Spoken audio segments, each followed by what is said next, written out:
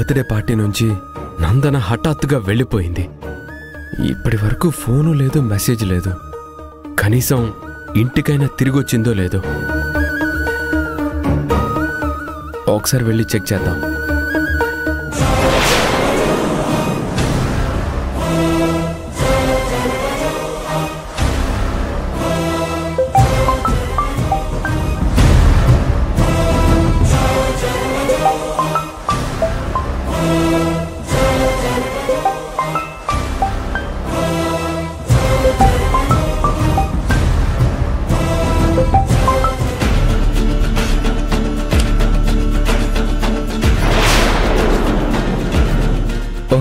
ఇక్కడే ఉన్నావా నందన? ఇంటికి తిరిగి వచ్చావా లేదా అని నేను టెన్షన్ పడుతున్నాను.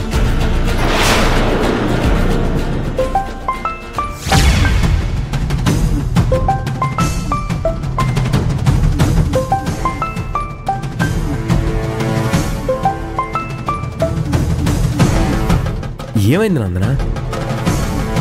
ఎందుకు కంగారుగా కనిపిస్తున్నావు? ఇంతకీ బర్త్డే ఫంక్షన్ నుంచి ఎక్కడికి వెళ్ళావు?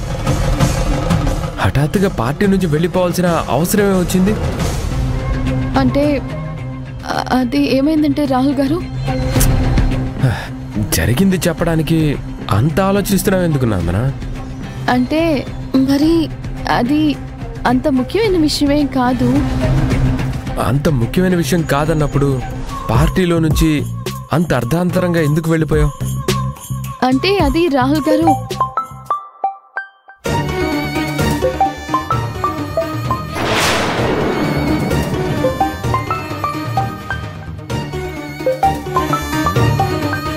నందన, ఇంతక్కడి నుంచి ఫోన్ రింగ్ అవుతోంది. లిఫ్ట్ చేసి మాట్లాడాల్సింది కదా.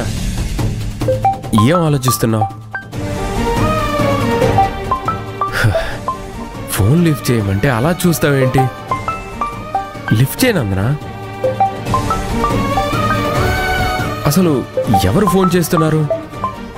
అంటే ఏదో అన్నోన్ నెంబర్లా ఉంది రాహుల్ గారు. నేను తర్వాత కాల్ బ్యాక్ చేస్తాను. Nandana, are you okay? I'm okay Rahul గారు.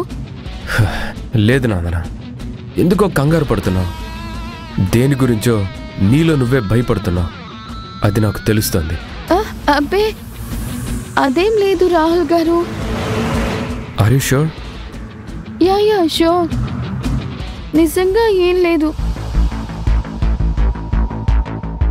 ఎందుకో నీలో నాకు అభి లక్షణాలు కనిపిస్తున్నాయి నందన.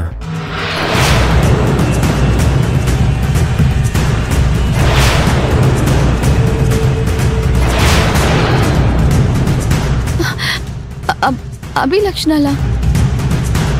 అవును, అభి కూడా ఇంతే. చిన్న చిన్న విషయాలకే కంగారు పడేది. ఎందుకు అని అడిగితే ఏమీ చెప్పేది కాదు. ప్రతిదీ మనసులోనే దాచుకునేది. అప్పటి వరకు బాగానే ఉండి అంతలోనే మాయమైపోయేది. ఇలాంటివన్నీ ఇప్పుడు నీలో కూడా నాకు కనిపిస్తున్నాయి. నువ్వు ఎందుకలా ఉంటున్నావో నాకు తెలీదు. అలా అని నీకు ఇష్టం వచ్చినట్టు ఉండొద్దని నేను చెప్పలేను. కానీ ఒక రిక్వెస్ట్ ఏంటంటే, నాకు అభి గుర్తొచ్చేట్టు మాత్రం ఉండవు, సరేనా?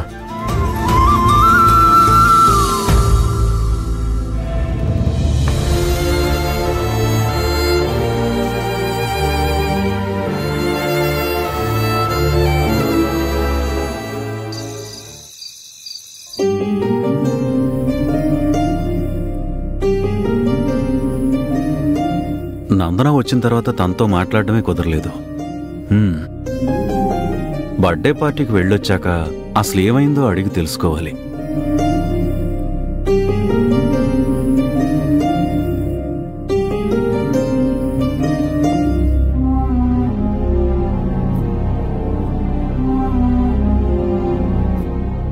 అమ్మా అభి, రాహుల్తో పాటు బర్త్డే పార్టీకి వెళ్ళావు కదా? నందనాగా ఉన్న నువ్వు మళ్ళీ అభి వేషంలోకి ఎందుకు మారావు? అభి రూపంలో రాహుల్కి ఎందుకు ఎదురుపడ్డావు? అసలు ఏం జరిగిందమ్మా? మేము బర్త్డే పార్టీకి వెళ్ళాక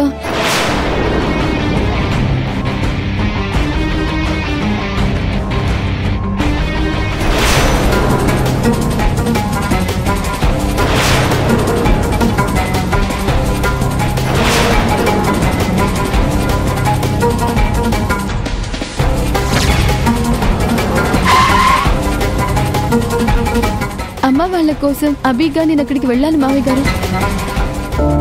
ఆ సమయంలోనే రాహుల్ బాబుకి ఎదురవ్వాల్సి వచ్చింది. మళ్ళీ ఆయన ఆగ్రహానికి గురి కావాల్సి వచ్చింది.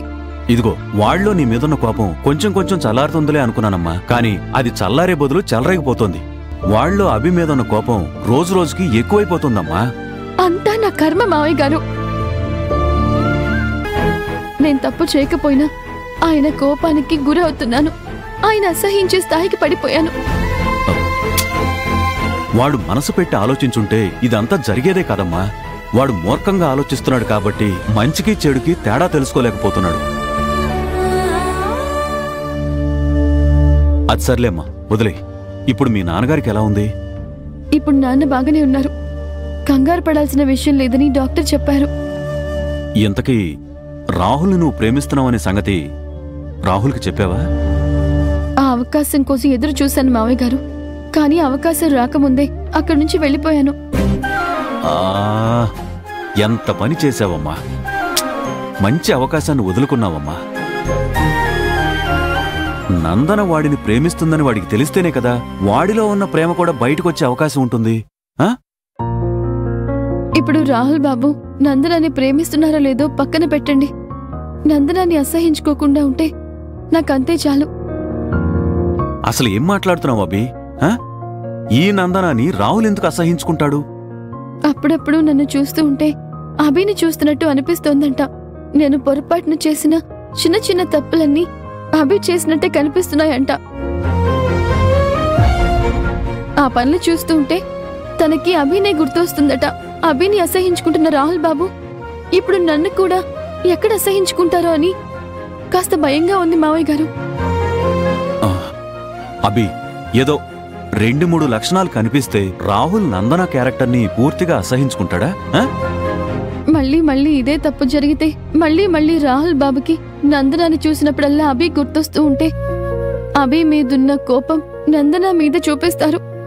అభి, జరక్కముందే అంతా జరిగిపోతుందని ఆలోచించకూడదమ్మా. అలా ఆలోచిస్తే నువ్వు ఒక్కడుగు కూడా ముందుకు వేయలేవు. ధైర్యంగా ఉండమ్మా. చూడు, ఎలా అయినా సరే రాహుల్ని నీ వైపు తిప్పుకునే మార్గం చూడు. లేకపోతే ఈలోపు మీ అత్తయ్య ఏదో ఒక సంబంధం చూసి అది రాహుల్కి నచ్చేలా చేసేస్తుంది. అప్పుడు ఆ అమ్మాయి మెడలో రాహుల్ చేత తాళి కట్టించేస్తుంది.